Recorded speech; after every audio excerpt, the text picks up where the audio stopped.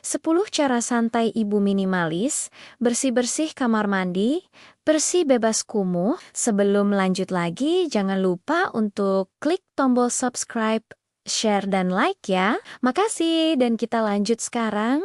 Halo bunda semua, semoga semuanya sehat selalu ya. Rasanya baru kemarin saya melihat video viral tentang rumah estetik yang isinya serba putih. Tapi kok kalau melihat kamar mandi sendiri, malah lebih mirip set film horor saking kumuhnya ya. Fenomena rumah minimalis memang lagi naik daun banget di tahun 2026 ini. Tapi jujur saja, realitanya kita sering terjebak antara impian punya rumah bersih dan kenyataan cucian piring yang menumpuk setinggi harapan orang tua. Sebenarnya, ada artikel menarik dari portal Gaya Hidup Sehat yang menyebutkan kalau lingkungan berantakan itu bisa memicu hormon stres naik drastis.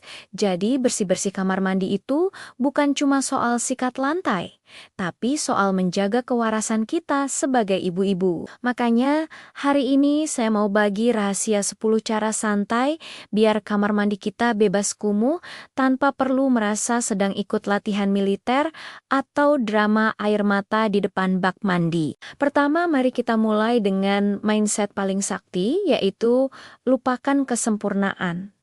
Karena kita ini ibu rumah tangga, bukan kurator museum yang setiap sudutnya harus mengkilap setiap detik. Kalau ada kerak membandel yang sudah menetap bertahun-tahun, seperti saudara jauh yang numpang menginap, biarkan saja dulu.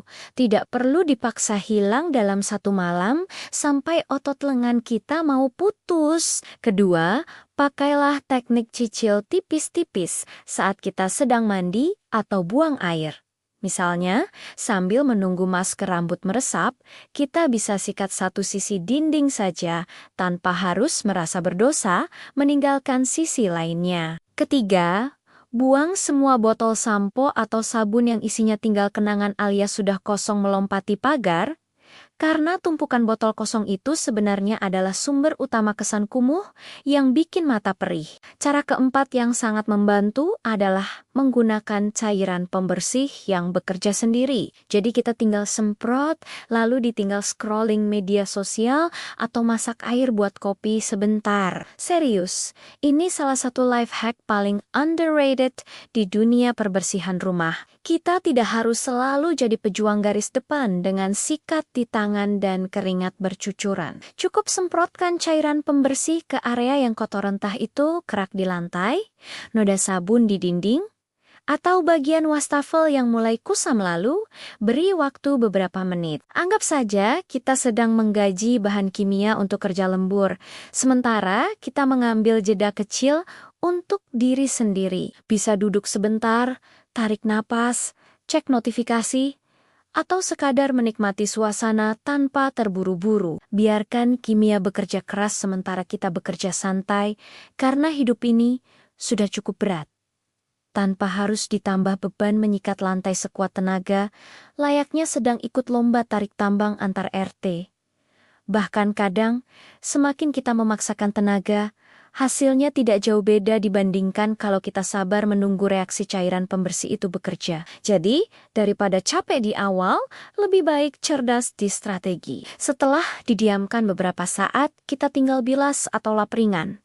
Dan hasilnya seringkali jauh lebih bersih dengan usaha yang jauh lebih sedikit. Ini bukan soal malas, tapi soal efisiensi energi, karena ibu rumah tangga itu bukan cuma tukang bersih-bersih, tapi juga manajer energi rumah tangga. Kelima, sediakan satu keranjang kecil untuk barang-barang yang tidak seharusnya ada di kamar mandi. Seperti mainan bebek karet yang jumlahnya sudah seperti satu batalion tentara di lantai. Botol kosong yang entah kenapa masih dipajang. Atau barang nyasar lain seperti sendok, sisir cadangan, bahkan kadang mainan anak yang tiba-tiba migrasi ke kamar mandi tanpa izin. Keranjang ini fungsinya sederhana, tapi efeknya luar biasa.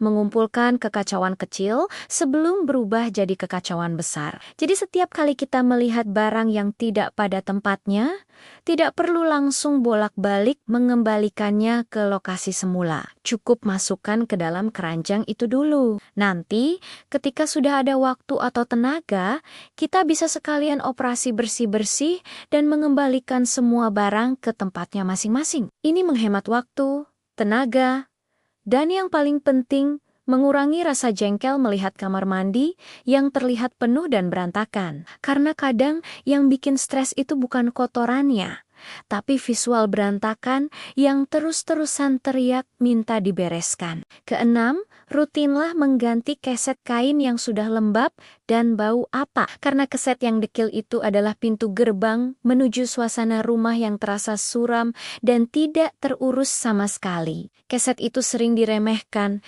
padahal dia adalah penyambut tamu pertama setelah kita keluar dari kamar mandi. Kalau kesetnya lembab, dingin, dan berbau, suasana hati langsung ikut turun, bahkan sebelum kita sempat mengeringkan kaki dengan benar. Bayangkan habis mandi segar, tapi begitu keluar langsung menginjak keset yang sudah seperti spons bekas cucian piring, rasanya seperti balik lagi ke mode tidak nyaman. Selain itu, keset lembab juga jadi tempat favorit bakteri dan jamur berkembang biak tanpa kita sadari. Jadi, usahakan punya beberapa keset cadangan agar bisa diganti secara rutin. Misalnya 2 atau 3 hari sekali. Tergantung kondisi. Tidak harus mahal. Yang penting bersih, kering, dan nyaman diinjak. Dengan keset yang bersih dan kering, suasana kamar mandi langsung terasa lebih ringan, lebih segar, dan lebih hidup. Kadang perubahan kecil seperti ini justru memberikan dampak besar pada kenyamanan rumah secara keseluruhan. Karena pada akhirnya, rumah yang terasa nyaman itu bukan soal besar atau mewahnya, tapi soal detail-detail kecil yang dirawat dengan penuh perhatian. Ketujuh, gunakan pengharum ruangan yang wanginya menenangkan. Supaya setiap kali kita masuk kamar mandi, rasanya seperti sedang di spa mahal, padahal cuma mau sikat gigi saja. Jangan lupa bersihkan cermin dari cipratan pasta gigi yang kadang membentuk pola abstrak yang tidak estetik sama sekali, agar pantulan wajah kita tetap terlihat cantik jelita. Kesembilan, atur pencahayaan yang terang benderang karena kegelapan adalah sahabat terbaik bagi lumut dan kuman untuk berpesta pora di sudut-sudut lantai yang lembab. Terakhir atau yang ke-10, berikan apresiasi pada diri sendiri setelah selesai. Meski cuma satu sudut yang bersih, karena keberhasilan kecil, tetaplah sebuah kemenangan besar bagi seorang ibu yang sibuknya luar biasa. Dan pada akhirnya maka, kamar mandi yang bersih bukan tentang seberapa mahal keramiknya, tapi tentang seberapa nyaman kita berada di dalamnya tanpa merasa tertimbun beban pekerjaan rumah yang tiada habisnya. Menjadi ibu minimalis itu kuncinya adalah ikhlas melepaskan ekspektasi tinggi dan mulai menikmati proses merawat rumah dengan hati yang lebih ringan serta penuh canda tawa. Semoga tips santai ini bisa membuat hari kalian lebih cerah dan kamar mandi kalian tidak lagi menjadi tempat yang menakutkan untuk dikunjungi.